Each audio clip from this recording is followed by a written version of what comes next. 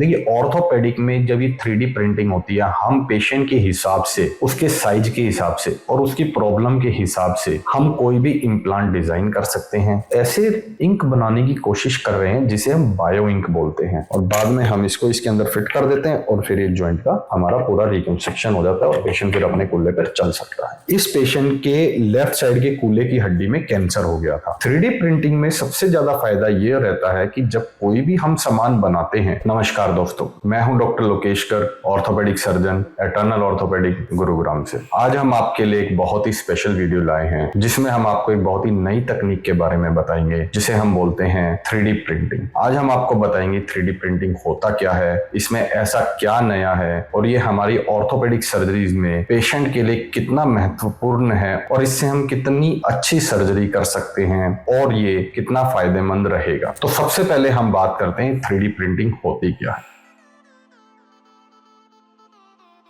जैसे कि कोई भी प्रिंटर होता है, हम उसको सॉफ्टवेयर के थ्रू कोई कमांड देते हैं और वो हमारी कोई भी फोटो को किसी पेज के ऊपर प्रिंट कर कर दे देता है। तो बेसिकली वो जो प्रिंटिंग होती है वो एक 2D प्रिंटिंग होती है क्योंकि वो पेज के ऊपर है। बट 3D प्रिंटिंग का मतलब ये होता है कि अगर हम 3D प्रिंटर को कोई सॉफ्टवेयर के थ्रू कमांड दें या उसे कोई शेप बनाने के लिए दें तो वो प्रिंटर बिल्कुल बखूबी वैसा का वैसा शेप की एक नया चीज बना देता है जिसे कि हम छू सकते हैं, जिसे हम फील कर सकते हैं, जिसकी शेप बिल्कुल वैसी ही रहती है जिस शेप को हम अपने सॉफ्टवेयर के थ्रू उसको कमांड में देते हैं। वो प्रिंटर बेसिकली अपने अंदर एक प्लास्टिक का मटेरियल होता है, उसको पिघला के लेयर बाय लेयर उसको एक के ऊपर एक जमा करता रहता है और वो बिल्कुल वैसी ही शेप का, जो शेप हमने उसको दिया हुआ है वैसी ही शेप का एक सामान या एक मॉडल प्रिंट कर कर दे देता है। ये जो 3D प्रिंटर होते हैं बहुत ही अलग अलग टाइप के होते हैं और इनमें आजकल बहुत ही ज्यादा एडवांसमेंट भी चल रही है। कुछ प्रिंटर होते हैं जो कि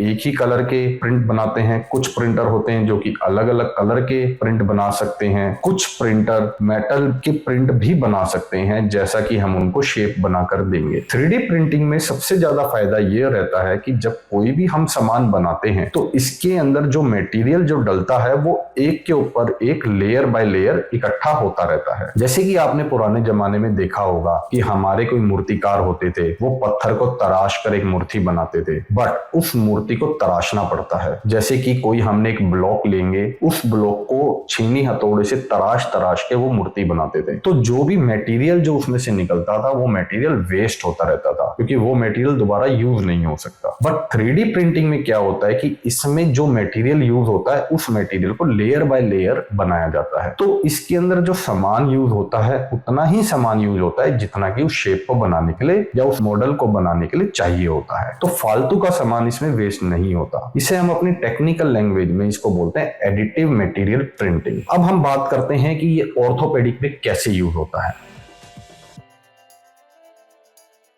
देखिए ऑर्थोपेडिक में जब ये 3D प्रिंटिंग होती है, हम पेशेंट के हिसाब से, उसके साइज के हिसाब से और उसकी प्रॉब्लम के हिसाब से हम कोई भी इम्प्लांट डिजाइन कर सकते हैं। उसकी बोन का मॉडल को प्रिंट बना के ऑपरेशन थिएटर से बाहर ही हम सर्जरी की प्रैक्टिस कर सकते हैं और पेशेंट को समझाने के लिए भी बहुत ही ईजी हो जाता है कि उसकी हड्डी में क्या सर्जरी होगी और क्या चीज, कैसे हम उस हड्डी को बिठाएंगे या उस हड्डी को कट करेंगे और किस डायरेक्शन में क्या चीज हमारे पास रहेंगी। दूसरा, हम इस मॉडल को इस हिसाब से भी प्रिंट कर सकते हैं कौन सी नर्व या ब्लड वेसल और जो खून की नस जो होती है हमें उससे कितनी दूर काम करना है, कितना पास जाना है और उसको अगर हमें हटाना पड़े तो कितनी दूर तक हमें हटा के अपना सर्जरी करना पड़ता है। दूसरा ये रहता है कि जब कोई पेशेंट होते हैं, कुछ पेशेंट का साइज छोटा बड़ा होता है, जैसे कि बच्चों के केस में उनकी हड्डी छोटी होती है और जब पेशेंट युवा होते हैं तो उनकी हड्डी का साइज अलग होता है और जब पेशेंट बूढ़े हो जाते हैं उनकी हड्डी की साइज और शेप अलग हो जाती है। तो उस हिसाब से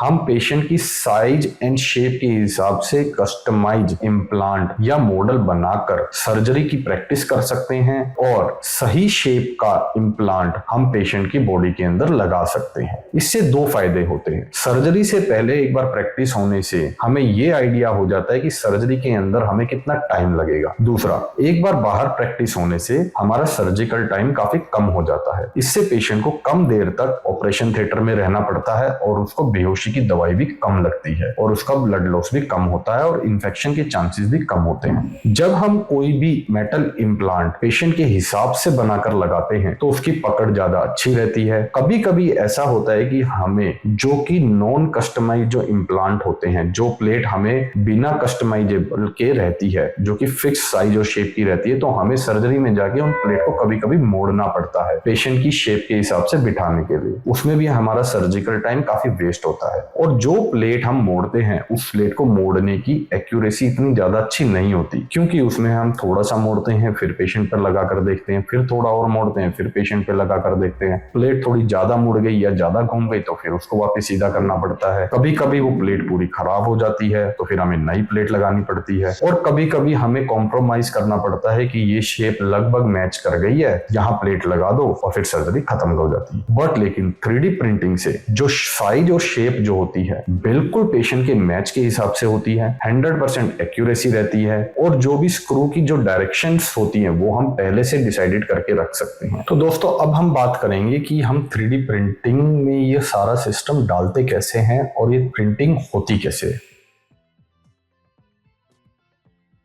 जब भी कोई पेशेंट हमारे पास आता है सबसे पहले हम उसको क्लिनिकली एग्जामिन करते हैं, उसका सीटी, एमआरआई, एक्सरे ये सब करवाते हैं, और फिर अब सबसे पहले हम प्लान अपना खुद बनाते हैं कि आखिर हमें इसके अंदर क्या सर्जरी करनी है और पेशेंट को किस सर्जरी से कितना फायदा रहेगा। फिर जब हमारा डिसाइड हो जाता है कि ये सर्जरी के लिए हमें 3D प्रिंटिंग फैसिलिटी की जरूरत है किसी भी फॉर्म में, या तो हमें कोई बड़ी सर्जरी है जो कि पहले से प्रैक्टिस करनी है, या कोई बहुत ही अजीब सा फ्रैक्चर है जिसको हमें देखने के लिए, उसको समझने के लिए कोई मॉडल प्रिंट करना है, या फिर कोई कूल्हे का ट्यूमर है, या फिर किसी और हड्डी का ट्यूमर है जिसके हमें अंदर काफी हड्डी बचाना चाहते हैं ताकि हम फालतू की हड्डी कट ना करें, कितना मार्जिन भी हमारा कोई कम ना आए, मार्जिन भी हमें ठीक मिल जाए और फालतू की हड्डी भी हम कट ना करें, क्योंकि अगर फालतू की हड्डी अगर हम कट कर देंगे तो उसका फंक्शन खराब हो जाएगा। तो ये सब देखने के लिए अगर हमें लगता है कि इस केस में हमें 3D प्रिंटिंग की हेल्प पड़ेगी, या फिर कोई ऐसे केसेस जिसके अंदर जो इम्प्लांट हमारे पास अवेलेबल नहीं है मार्केट के अंदर, और उस केस के अंदर हमें कोई कस्टमाइज इम्प्लांट लगाना है, मतलब कि पेशेंट के हिसाब से हमें कोई इम्प्लांट डिजाइन करना पड़ेगा और फिर वो इम्प्लांट लगेगा। तो फिर हम ये डिसाइड पहले करते हैं सारी चीजें, फिर हम ये सीटी, एमआरआई और एक्सरे को एक सॉफ्टवेयर में डालकर हम उसे फ्यूज करते हैं, हम उसके ऊपर सर्जरी प्रैक्टिस करते हैं और अपनी सारी सर्जिकल प्लानिंग उसके ऊपर बनाते हैं। सारे जो भी हड्डी कट करने का जो भी सिस्टम होता है हम वो पहले से ही उस सॉफ्टवेयर के अंदर डिसाइड करते हैं। फिर हम उस सॉफ्टवेयर के अंदर सर्जरी करने के बाद ये देखते हैं कि कितना बड़ा डिफेक्ट बनेगा, मतलब कोई भी डिफेक्ट, मतलब कोई जगह कितनी अब खाली रह गई है। अगर हमें वहां पर कोई बोन का ग्राफ्ट लगाना है या फिर उसकी जगह हमें कोई मेटल का ऑगमेंट लगाना है या मेटल का कोई ग्राफ्ट लगाना है, तो फिर अब हम उस ग्राफ्ट को उसी सॉफ्टवेयर के अंदर डिजाइन करते हैं। उसे डिजाइन करने के बाद हम ये सारा जो भी डाटा होता है उसका एक फाइनल हमारी फाइल बन जाती है। वो फाइल अब हम प्रिंटर को देते हैं, प्रिंटर उस फाइल को देखता है और फिर अपने प्रिंटिंग मशीन के अंदर उसे प्रिंट करता है। फिर उस मॉडल को, वो जब हमारे पास आता है उस मॉडल को हम चेक करते हैं, ये देखते हैं कि भाई ऐसा तो नहीं है मॉडल की जो शेप है वो हमारी जो प्लानिंग हमने सॉफ्टवेयर पे की थी वो गलत तो नहीं होगी, वो शेप सही फिक्स तो है, उसके अंदर डिफेक्ट के अंदर बैठ रही है, और जो हमारे सर्जिकल मार्जिन है वो भी ठीक आ रहे हैं। ऐसा नहीं है कि हम हड्डी इतनी ही कम निकाल देगी हमारा पीछे ट्यूमर छूट जाए, अगर कोई वो हड्डी के कैंसर का केस है। अगर वो फ्रैक्चर का केस है तो हम ये देखेंगे कि जो भी हमारा मॉडल प्रिंट हुआ है कि वो हड्डी बिठाने पर अपनी जगह पर ठीक से बैठ रही है, जॉइंट की शेप तो चेंज नहीं हो रही। ये सब चीजें फाइनल होने के बाद हम एक मेटल प्रिंटिंग, जो अलग टाइप का एक 3D प्रिंटर होता है, उसको फाइनल हम प्रिंटिंग के लिए कमांड दे देते हैं और फिर वो हमें फाइनल मेटल प्रिंट करके, अगर हमें अलग से प्लेट चाहिए या इम्प्लांट चाहिए, उसे प्रिंट कर हमें दे देता है। ज्यादातर इन केसेस में जब हम प्लास्टिक मॉडल प्रिंट करते हैं तो हमें मैक्सिमम टू मैक्सिमम 24 से 48 घंटे लगते हैं। जब हमें कोई मेटल प्रिंट करना होता है तो लगभग हमें 5 से 10 दिन का टाइम लगता है। ये जो सब चीजें जो मैंने आपको बताई है, हो सकता है आपको समझ में ना आई हो, बट अभी मैं आपको इन सभी चीजों का 1 बाय 1 केस दिखाकर आपको बताऊंगा कि इन चीजों का कहां पर कैसे यूज किया जा सकता है। तो दोस्तों, हम सबसे पहले आपके सामने ये पेल्विस ट्यूमर का केस लेते हैं। ये एक पेशेंट थे, यंग मेल पेशेंट थे। ये हमारा राइट साइड का कूल्हा है और ये हमारा लेफ्ट साइड का कूल्हा है। इस पेशेंट के लेफ्ट साइड के कूल्हे की हड्डी में कैंसर हो गया था। वो कैंसर के लिए हमें हड्डी निकालनी पड़ती है। हड्डी निकालने के बाद ये डिफेक्ट बन गया था। जैसे कि आप देख रहे हैं कि यहाँ तो कूल्हे का ज्वाइंट है राइट साइड में, बट लेफ्ट साइड की जब हम कैंसर की सर्जरी कर रहे थे तो वो ज्वाइंट का जो एरिया था वो चला गया था। लेकिन ऐसा कोई इम्प्लांट अवेलेबल नहीं है आज की डेट में कि हम यहाँ पर हड्डी कट करें और यहाँ पर वो इम्प्लांट लगाएं और उसका कूल्हा दोबारा बना दिया जाए। तो यहाँ पर 3D प्रिंटिंग का एक बहुत ही इंपॉर्टेंट रोल रहता है। इतनी बड़ी सर्जरी को सबसे पहले हम सर्जरी से पहले ही इसके ऊपर प्रैक्टिस कर सकते हैं। ये देख सकते हैं कि कहां पर कितनी हड्डी कट होगी और उस हड्डी को बनाने के लिए हमें कैसे वो इम्प्लांट लगाना है। तो इस सारी चीजें हम सर्जरी से पहले ही प्रैक्टिस करके देख सकते हैं। जैसे कि हमने इस पेशेंट में देखा कि आप देख रहे हैं कि हड्डी इतनी हमने कट कर दी है और ये SI ज्वाइंट से हमने ये हड्डी को निकाल दिया है। अब इस हड्डी को फिर से ज्वाइंट को बनाने के लिए हमने प्लास्टिक का ही मॉडल बनाया और ये मॉडल को हमने यहाँ फिक्स करके देख लिया है और ये हमारा कूल्हे का ज्वाइंट बन गया है। फिर जब हमने सर्जरी के दौरान इसको हड्डी कट करने के बाद ये इम्प्लांट पेशेंट, ये फाइनल इम्प्लांट है, मेटल का बना हुआ है, टाइटेनियम का, जो कि इम्प्लांट पेशेंट के अंदर जाएगा और ये हिप जॉइंट का कप होता है। ये मेटल का इम्प्लांट हम फिर से इसके ऊपर प्रैक्टिस करके देखते हैं कि ये ठीक शेप में बना है या नहीं बना और ये बिल्कुल फिक्स हो जाएगा। फिर हम इसके अंदर फिर से प्रैक्टिस करके देखने के बाद हम ये देखते हैं कि बिल्कुल सही शेप में जा रहा है और यहाँ के हम इसका हिप जॉइंट वापस बना देंगे और ताकि पेशेंट अपने पैर पे फिर से चल पाएगा। अब एक दूसरा केस मैं आपको बताता हूँ। जैसे कि ये एक ओल्ड फीमेल थी जिनके फ्रैक्चर हो गया था। फ्रैक्चर होने की वजह से जो ये हड्डी है उन्होंने शुरू में इलाज नहीं कराया और ये हड्डी यहाँ से टूट के, अगर आप देख रहे हैं, ये हड्डी यहाँ से टूट के साइड में आगे जुड़ गई। अब ये हड्डी फिर से यहाँ से निकाल के यहाँ लगाना पॉसिबल नहीं होता। तो अब इस पेशेंट के पास दो ऑप्शन थे। या तो हम इस हड्डी का ज्वाइंट रिप्लेसमेंट करें क्योंकि अब ये ज्वाइंट पूरा खुरदरा हो चुका था, उबड़ खाबड़ हड्डी हो चुकी थी और उबड़ खाबड़ होने की वजह से इनका ज्वाइंट अब चल नहीं रहा था। या तो अब हम इनका ज्वाइंट रिप्लेसमेंट करें जो कि एक बड़ी सर्जरी होती है और ज्वाइंट रिप्लेसमेंट के अपने फायदे और नुकसान रहते हैं क्योंकि ज्वाइंट रिप्लेसमेंट की अपनी लाइफ होती है, वो हमेशा के लिए नहीं चलता। दूसरा ऑप्शन हमने पेशेंट को बताया कि हम इस पेशेंट का जो बोन खत्म हो गया है ज्वाइंट के ऊपर से, हम उसको 3D प्रिंटिंग एक मेटल का ब्लॉक यहाँ लगा देंगे। उस ब्लॉक को यहाँ लगाने से अब ये इसकी ज्वाइंट की शेप कंप्लीट हो गई। अगर आप देख रहे हैं अब इसकी ज्वाइंट की शेप कंप्लीट हो गई है। अब इसका ज्वाइंट वैसे ही पहले की तरह स्मूथ हो गया है और पेशेंट अब अपने ज्वाइंट रिप्लेसमेंट से बच गया है। अब ये जो मेटल की वजह से जो इसकी बोन की शेप वापस ठीक हो गई है, ये लगभग इसके ज्वाइंट रिप्लेसमेंट को कम से कम 10 से 15 साल आगे तक खींच सकता है। अब मैं आपको एक और केस बताता हूं जो कि शोल्डर सर्जरी का है। देखिए, शोल्डर सर्जरी में जब भी हम ज्वाइंट रिप्लेसमेंट करते हैं तो हमको इस जगह पर ग्लेनोइड की जगह हमें कप डालना होता है। इस कप को डालने के लिए हमारे पास पीछे की तरफ बहुत ही पतली हड्डी रह जाती है। तो जो हम कप जब डालते हैं तो उसके साथ एक हमें अंदर एक सुराख करके स्टेम डालना होता है ताकि वो हड्डी के अंदर पकड़ बना ले। बट जो कंधे की हड्डी जो होती है वो इतनी पतली होती है कि अगर वो ठीक से ना जाए और हड्डी को हम साइड में से या पीछे से उस सुराख को बनाते हुए अगर हड्डी के अंदर छेद हो जाए तो वो जो स्टेम होता है उसकी पकड़ ठीक नहीं रहती। अब इस पेशेंट का ज्वाइंट इतना ज्यादा खराब हो गया था कि हम नॉर्मल शेप इस हड्डी की नहीं देख पा रहे थे। तो नॉर्मल शेप ना होने की वजह से जब ये सारी एक्स्ट्रा हड्डियां बन जाती हैं तो हम इसकी डायरेक्शन ठीक से पता नहीं कर सकते। तो डायरेक्शन पता करने के लिए हमने 3D प्रिंटिंग पेशेंट का मॉडल बनाया। उस मॉडल के ऊपर हमने एक जिग बनाई। जिग को हमने यहाँ रखा और अब हमने देखा कि जो हमें प्लानिंग सिस्टम पे किया हमने सारा, हमने देखा कि जब इस जिग को लगा के अगर अब हम इस छेद के अंदर अगर वो होल बनाएंगे तो बिल्कुल हड्डी के अंदर ही बनेगा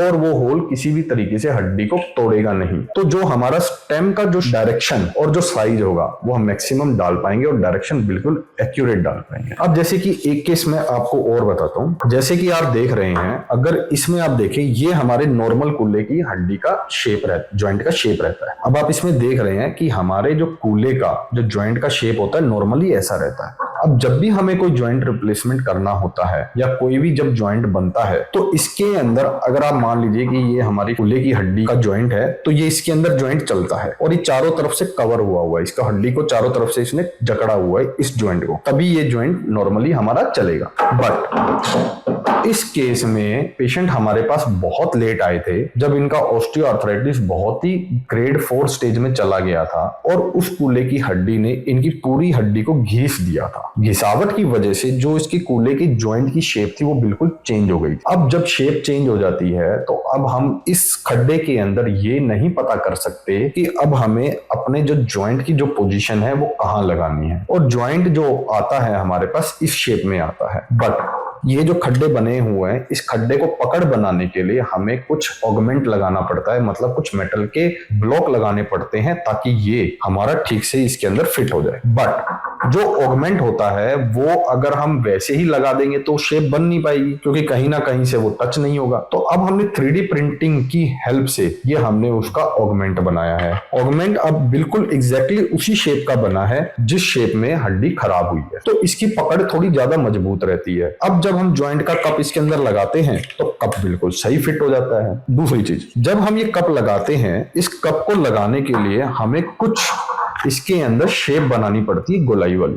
जब हमारे पास ये जॉइंट डिस्ट्रक्टेड पड़ा है, पूरा खड्डा बना पड़ा है, तो हम नहीं पता कर सकते कि हमें इसके अंदर सफाई किस डायरेक्शन में करनी है। तो उस सफाई को डायरेक्शन ठीक पता करने के लिए और कितनी डेप्थ में अंदर जाना है तो हमने एक जिग बनाया। ये हमें सर्जरी के दौरान बिल्कुल गाइड करता है कि अब हम इसके अंदर कितना खड्डा करें, कैसे खड्डा करें, और ताकि ये जो हमारा मेटल का जो इम्प्लांट लगेगा वो बिल्कुल एग्जैक्ट उसी डायरेक्शन में और उसी शेप का लग जाए। जैसे कि आप देख पा रहे हैं ये अब हमारा ऑगमेंट हमने बिल्कुल इसी शेप का बना के इसके अंदर फिट कर दिया। तो अब जब ये हम ज्वाइंट लगाएंगे तो इसका जो स्ट्रेंथ होगी चिपकने की तो ये ज्यादा स्टेबल रहेगा। अगर मान लीजिए हम ये ब्लॉक ना लगाएं और इस खड्डे के अंदर ही ऐसे ज्वाइंट लगा दे तो यहां से पकड़ नहीं होगी इस ज्वाइंट की, ये खाली खड्डा है। तो अब अगर ये हमारा ऑगमेंट रहेगा तो जो इसकी पकड़ जो होगी वो ज्यादा मजबूती से रहेगी और ये ज्वाइंट ज्यादा स्टेबल रहेगा, ज्यादा दिन तक चलेगा। और उसके बाद ये हमारा कप होता है और ये हमारा फीमर का स्टेम होता है और बाद में हम इसको इसके अंदर फिट कर देते हैं और फिर ये ज्वाइंट का हमारा पूरा रिकंस्ट्रक्शन हो जाता है और पेशेंट फिर अपने कुल्ले पर चल सकता है। एक मैं आपको ये केस बताता हूँ हड्डी के कैंसर का। ये एक बच्चा था जिसको इविंग सार्कोमा था, उसकी इतनी हड्डी में कैंसर था। अब बच्चों के केस में क्या होता है ना कि हमारे पास जो भी प्लेट बनी होती है उनके साइज के हिसाब से नहीं बनी होती,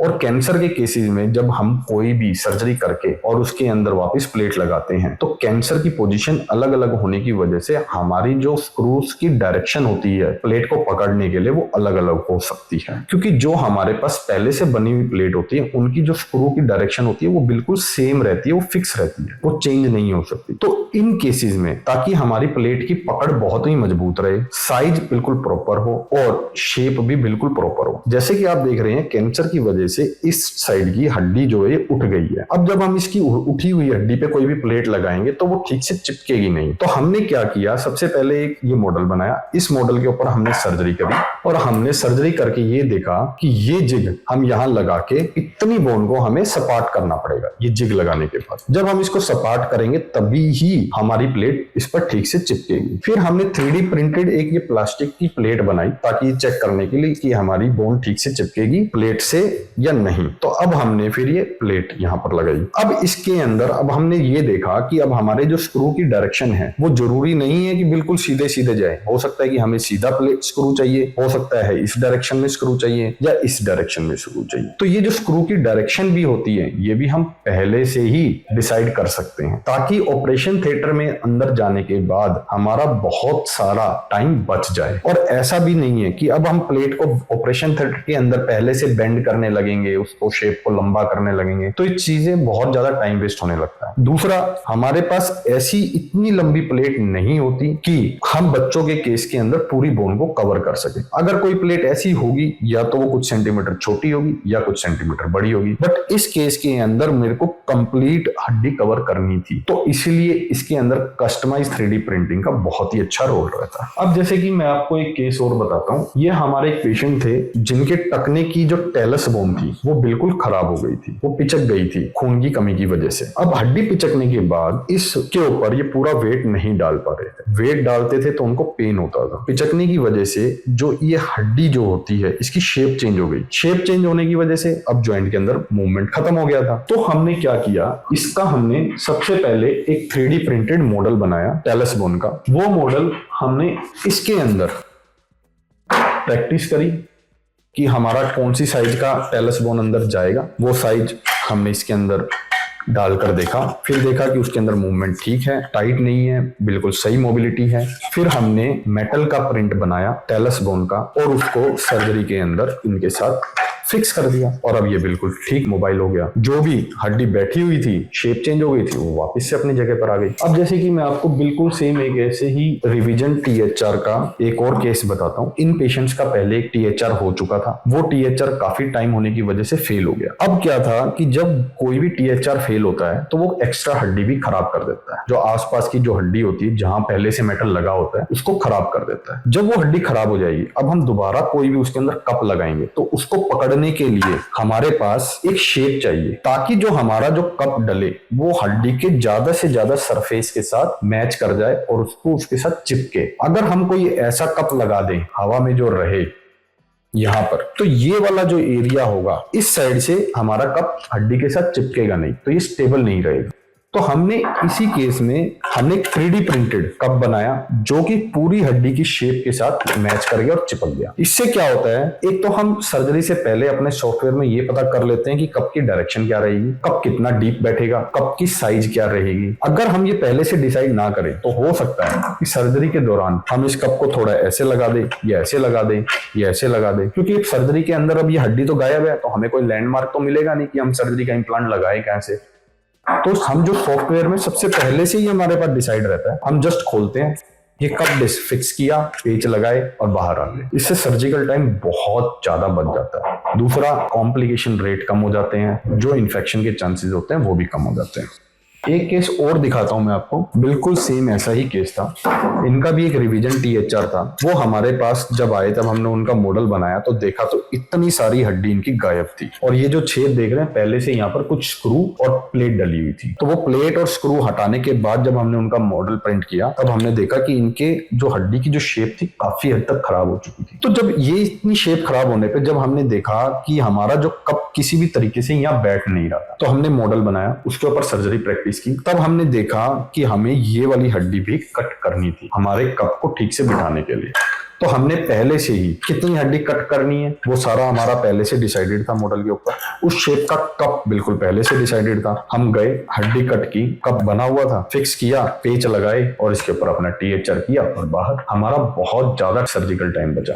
एक ये मैं आपको बहुत ही मुश्किल THR बताता हूँ। ये पेशेंट थे, फीमेल पेशेंट थे जिनको रोमेटॉइड आर्थराइटिस था, और अगर आप देखेंगे ना इनकी पूरी हड्डी ही गायब थी। अब हमें ये नहीं समझ में आ रहा था कि हम इसके अंदर कप लगाएं तो कहाँ चिपकाएं। तो सबसे पहले हमने मॉडल बनाया, पहले ये समझने के लिए हड्डी कितनी खराब है। फिर हमने एक छोटा मॉडल बनाया, उसके ऊपर सर्जरी की। ये देखा कि हम कहाँ हड्डी को थोड़ा सा घिसना जो पड़ेगा उसको घिसा, और उसके हिसाब से हमने कप डिजाइन किया और उस कप को यहाँ रखा, और किस डायरेक्शन में हमारे स्क्रू जाने वो भी हमारा पहले से सॉफ्टवेयर के अंदर फिक्स था और वो हमने फिक्स किया वहां पर। और अब आप देखेंगे कि ये एरिया जो हमारा खाली है, ये मेटल हमने जो प्रिंट करवाया था वो पोरस था, मतलब कि इस मेटल के अंदर छेद थे। तो धीरे धीरे करके क्या होता है, जो आसपास का जो एरिया होता है वहां पर हड्डी में से कुछ हड्डी इसके अंदर जाके फिक्स हो जाएगी। तो मेटल की जो स्टेबिलिटी होती है, मतलब बोन के अंदर जाके गड़ जाएगा इसके, मतलब इसके जो हड्डी और जो ये मेटल है ना, ये आपस के अंदर पोरस होने की वजह से जो कुछ हड्डी थोड़ी बहुत जो बढ़ेगी वो इस मेटल के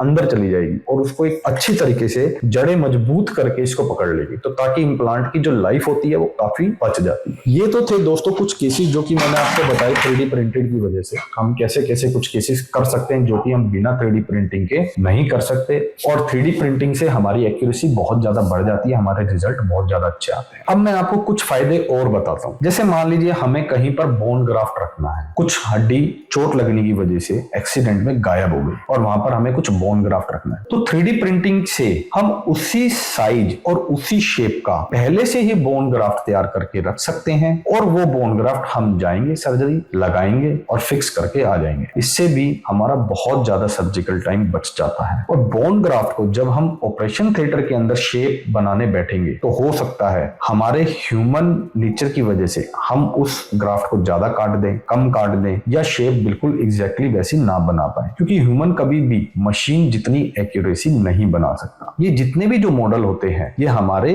मशीन बनाती है और उनकी एक्यूरेसी हमारे ह्यूमन से बहुत ज्यादा होती है। अब दोस्तों हम बात करते हैं कि 3D प्रिंटिंग का आगे क्या फ्यूचर है। आपको सुनकर बहुत ही हैरानी होगी कि जो अभी जो रिसर्च चल रही है 3D प्रिंटिंग के एरा में वो ये है कि ऐसे इंक बनाने की कोशिश कर रहे हैं जिसे हम बायो इंक बोलते हैं। बायो इंक से हम लाइव टिश्यू प्रिंट करने का कोशिश कर रहे हैं ताकि किसी पेशेंट को उस चीज का डिफेक्ट हो कैंसर सर्जरीज के बाद या फिर चोट लगने के बाद, तो वो हम लाइव टिश्यू उसी साइज एंड शेप और उसी कलर का हम मैच करके वो डिफेक्टेड पार्ट को प्रिंट कर सकें और उस मटेरियल को हम पेशेंट के अंदर इम्प्लांट कर सकें। अगर ये रिसर्च कामयाब हो जाती है तो काफी हद तक हमारी मेडिकल साइंस इतनी एडवांस हो जाएगी कि जो चीजें हम इंग्लिश मूवीज में देखते हैं, जो कि हम साईफाई मूवीज में देखते हैं, तो ज्यादा दूर नहीं है वो टाइम कि वो सब चीजें सच होने लगे। तो दोस्तों जैसे कि मैंने आपको वीडियोस में कुछ केसेस बताए, बहुत ही फास्ट बताए, क्योंकि इतना टाइम हमारे पास इस अकेली वीडियो में सारे केसेस को मैं एक्सप्लेन नहीं कर पाऊंगा। हो सकता है कुछ केसेस आपको समझ में ना आए हो। मैं अपने ही इसी यूट्यूब चैनल पर ये सारे केसेस जो मैंने आज आपको दिखाए हैं, एक एक केस को बहुत ही एक्सप्लेन करके फिर से